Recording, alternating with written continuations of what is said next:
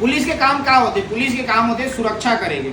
जहाँ कोनो जगह लड़ाई हुआ थे तो लड़ाई ला छुड़वा के लोग, कोई आदमी है गाली गलौज करा था वो चुप करा के शांत करा के। लेकिन एक ऐसे तस्वीर सामने आया है कांकेर से, केसकाल से, जी हाँ, पुलिस वाला मन खुदे मारे पीटा शुरू कर दे।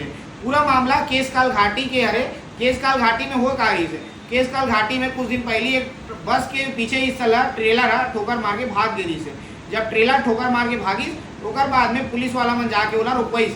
जब रोकई से तो लोगन मना ट्रेलर चालक ला खूब मारे पीटे के कोशिश करी, मारे पीटे कोशिश भी नहीं करी से, मारी पीटिस भी है। ओकर बाद पुलिस वाला मन गी से ट्रेलर चालक ला ट्रेलर से उतारी से और लोगन मन तको मारत रही से और पुलिस वाला मन तको हा ओला मारी से।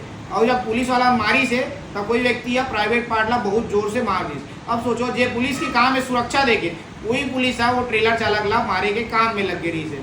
और मारे के काम तो करी से, ओकर अलावा ओकर चुनी ला धर के रोड में घसीटत भी दिखी थे पुलिस वाला। अब बताया जाते कि जो एक पूरा घटना हुई से एक पर एक जांच कमेटी बैठ गई है, ओकर मन पर भी कार्रवाई हुई जो पुलिस वाला मना ट्रेलर चालक ला मारे है।